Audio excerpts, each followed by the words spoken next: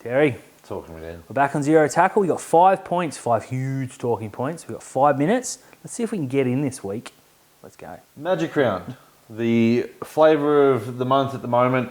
The NRL's talking about moving it. You were up there. Tell us why it shouldn't be moved. Loved every second of it. Suncorp Stadium, despite the deteriorating field, which was the only real negative of the weekend. No injuries. Hope that continues. Was the only negative I can find. It was a festival atmosphere. It was fantastic. Getting to and from the airport to Suncorp was exceptionally easy. The infrastructure, the hotels, Caxton Street. It's got everything you need. What is with the NRL and taking something good and ruining it? And as you mentioned in the main show, make sure you watch that this week. Brisbane's such a hub, and Suncorp is right smack bang in the So middle of easy it. to get to for everyone. Don't move it. If you're going to tweak it, there's obvious tweaks that you can make. But if you're worried about the field holding up, don't put a game before. Don't put a game the week after. We've got you covered. But it's Magic Round. Just leave it. It's so simple. If you're a fan, you have the means and the time, please do it once. It is an experience. It is fantastic.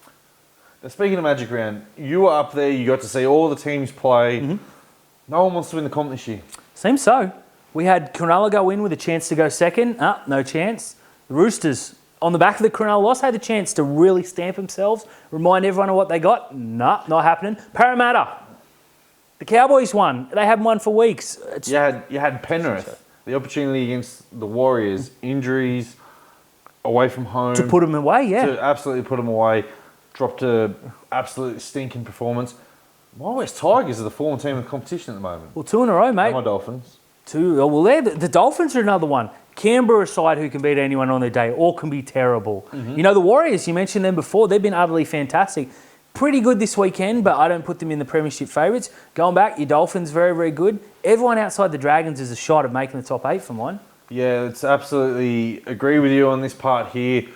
It's just Brisbane hard. are very good. Brisbane are very good. But it is South Sydney for mine that are the competition favourites. And right now, it's who are South playing in the grand final. Absolutely agreed. South are flying. They're the form team for mine. As much as we joke, you cannot joke. They are so very, very good.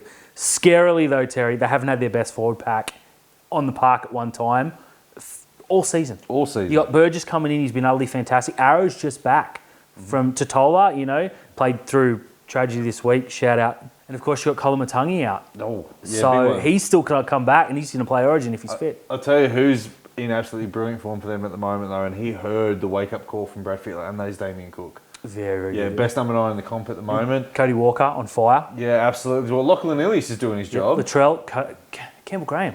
Yeah. They are all so good. And their wingers, like Alex Johnson is not spectacular, and whoever they stick on the other wing just turns up, does their job. Right?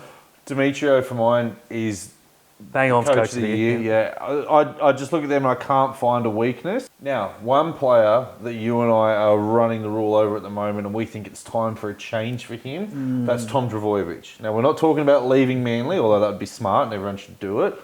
We're talking about moving Tom from fullback to the centre position to prolong his career. Yep. He can't move as free as he could anymore.